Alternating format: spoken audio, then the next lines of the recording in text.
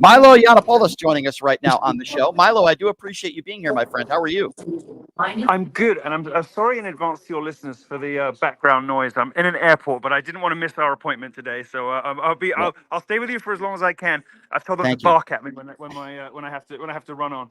Well, I Um, appreciate no, I that, mean, Milo. I Now I appreciate don't that. know if you can call it getting into. I think I dropped two thermonuclear bombs on her. I don't know if you can really call that a feud, but yes, this is somebody who isn't just dangerous to be around a president or any president because she's got horrible things to say about everybody. This is somebody who's dangerous to be around a president because she's unstable and because she's dishonest to the extraordinary and remarkable extent that she has even lied about her own ethnic and religious ancestry in order to be rude about Muslims. Now, I like being rude about Muslims as much as the next right-wing personality, but they also have, of course, some redeeming qualities. I like the misogyny, but Laura Loomer has invented a religious background for herself, and I managed to find the guy who was there when she did it in Yeah. 2017. That is completely and entirely fictitious, and even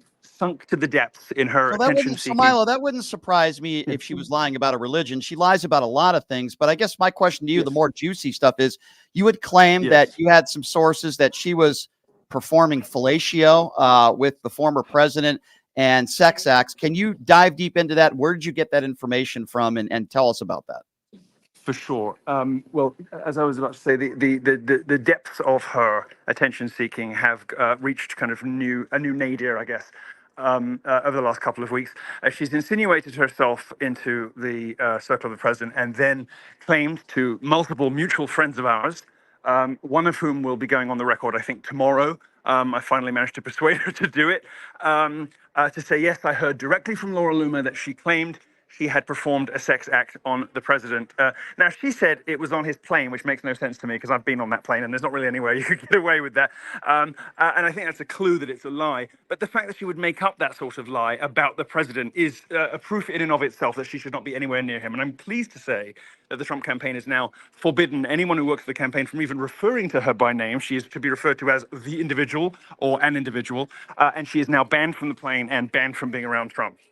But Milo, why would he even invite her to the 9/11 ceremonies? Why would he even associate? This is somebody who you support, right? You support Donald Trump. Why would he even invite somebody like that? He knows the horrible things she said about Muslims. He knows that she's made conspiracy theories about 9/11. What does that say about Trump's judgment? Why would he even invite her?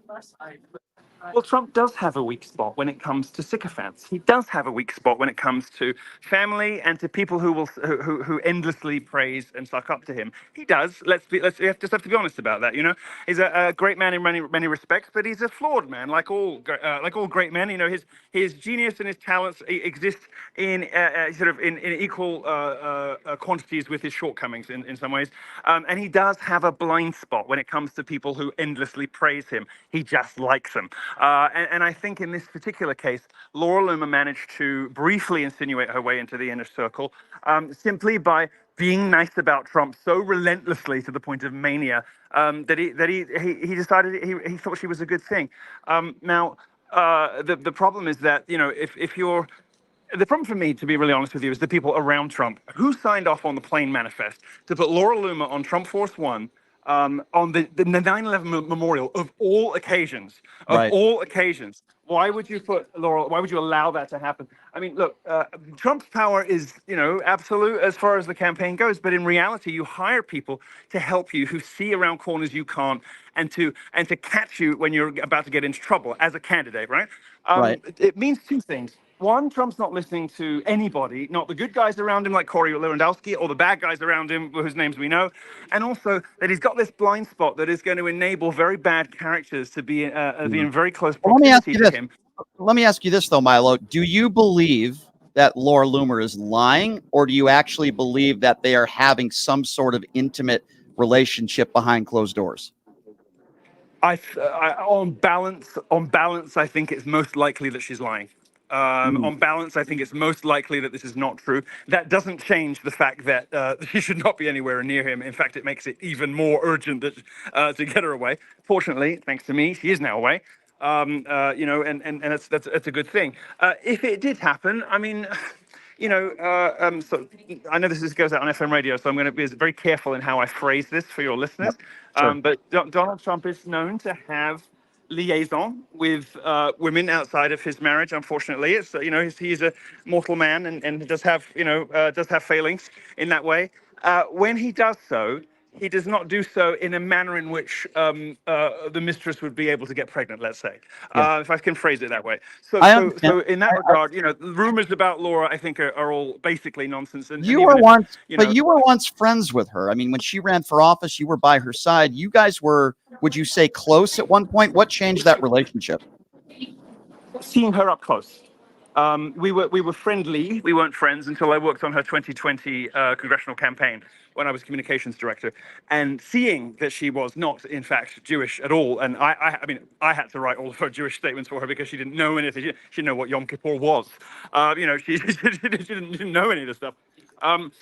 She drew a pentagram on a folder when she was about to speak to the Palm Beach County Democrats, Palm Beach County Republican coalition, because she didn't know the difference between a pentagram and a Star of David. This sort of jaw-dropping ignorance that you can't even imagine, even from somebody who's not Jewish. I mean, I don't know how I would go and find someone who doesn't know the difference between the two. Like, if I was on a reality show and I had like 5 minutes to find someone who didn't know the difference between a pentagram and a Star of David, I think I'd lose. Right. I don't know how you would find that person. That's ignorant. So, I so agree. just jaw-dropping ignorance about an ethnicity and a religion she claims to have. It's not Yeah. just stupid, but it's Sure. stupid about. So, So so I get she that. lies badly. Go Oh on. no, I get that, Milo. So listen, I know you have to catch a flight, so we might be diving deep. And when you need to go, please go. But I have to Yeah, I'm ask you this sorry about that. I'll stay as long as I No, can. no. Listen, when you have to go, please, catch the flight. But I always wanted to ask you this because listen, you're an opinionated guy, somewhat controversial. As an openly gay man, I always ask people this question. You're in a party, the Republican Party, that is anti-gay. I know you've been asked this question before. They're anti-gay marriage. Mm-hmm. They're Mm-hmm. anti-LGBT community. So why, even if you Mm-hmm. like policies on the right, why be associated with a party that says you're a sinner? I've always wanted to ask you that. Well, the right about that, and actually, 3.5 years ago, I decided to be celibate and have been ever since. I am wrestling with disordered urges that I have always said I wish I didn't have. And the Republican Party's hostility to homosexuals is correct and right. They should maintain it. But hold And the on a second. softening. Hold on a second. You always talk about how people should be allowed freedom of speech to say what they want. To an extent, I Yes. agree with you. But why not pertain the same theory to just people in general? Let them be gay if they want to be gay. Let them be straight if they want Well, to be because straight. Go ahead. freedom of speech doesn't mean freedom from consequences. Freedom of speech means you should give people the free will to do what they're going to do, and then they have to live and stand by those consequences. Freedom of action is something quite different. We don't give people freedom of action. I've never advocated for that. And there's no such thing as a private life that doesn't affect others. Just look at, Drag Queen Story Hour. Just look at how these gay teachers. There's no such thing as a private life that doesn't affect others. Because what That happens is drag when gay queen. people are given? Just let me finish. Let me finish. Sure, What sure. happens when gay people are given full and free license to set up lives as they want, to create these sort of simulacra of normal domestic relationships? They start buying babies, like Dave Rubin did. They start buying infants, committing people trafficking to prop up this fantasy of heterosexual life. And you see this all over now. The increased freedom for gays has resulted in baby trafficking. Dave Rubin has done this horrible test tube surrogate thing with two kids. There's a guy, Ben Cohen, who runs Pink News in the UK, has bought two children with his boyfriend that he calls his husband. That's where that kind of freedom leads. And seeing that happen made me so horrified. It made me re-examine. And seeing that kind of thing happen made me re-examine my own life choices. Milo, And aren't there I've I given up the gay understand. lifestyle, and I haven't been doing that for 3.5 years. I understand, and that's your right. But Milo, it's also true that there are plenty of women out there that adopt children. There are plenty of women out there that aren't capable of having a baby. I don't understand what the difference is. Why? How We're does that not affect talking about you? adopting. We're not talking about adopting a child because you are infertile or because for some reason you and your husband are not able to conceive. We're not talking about fostering children because you maybe are too old to have children and you want to give a child a loving home. We're talking about homosexuals purchasing infants as accessories to prop up this fantasy fiction they've got of a normal domestic life, and that's where gay rights has led us. And it's a moral abomination. It's horrifying, and I can't support it, and I don't want anything to do with it. Well, that's your right. If you don't want to be gay anymore, you don't have to be gay, right? I just think that's the beauty of living in the United States of America. Let people live their lives. You have that. You have that. No. I should say, oh, well, let people live their lives if they're murderers, or let people live. There's no such. There's no Well, such that's thing as a breaking the private. law. That's There's no breaking the law. such thing as there's no such thing as a private lifestyle choice that doesn't affect other people. That is a You're ludicrous comparing libertarian murder. fiction. It I doesn't understand. exist.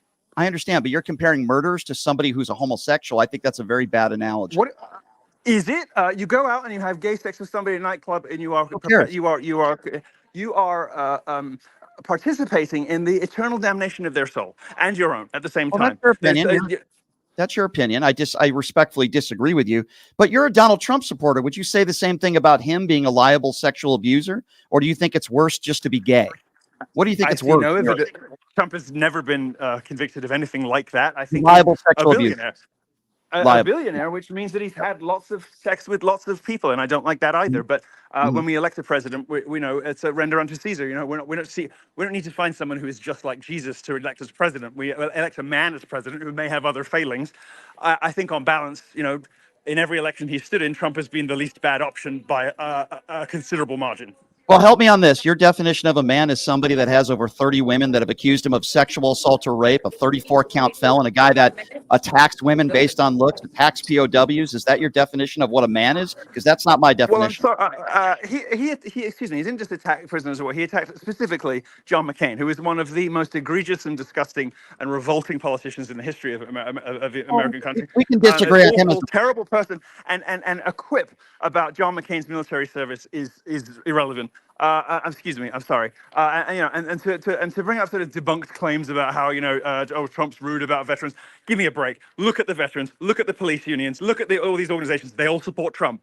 They all support Trump.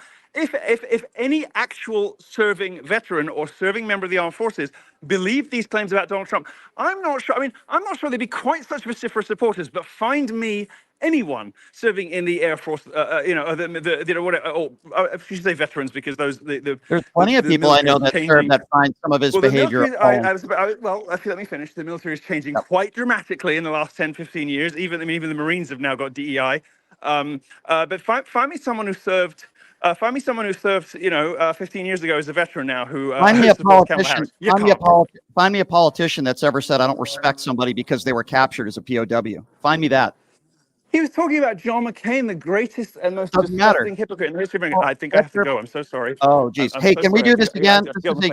Can we do this again? I got to go. I'm really sorry. Yes, we absolutely can. Let's do this again where you have more time. Thank you. Take care.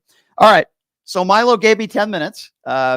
We will have him on again. I think it's a really good conversation, even though we disagree on everything, except for maybe Laura Loomer.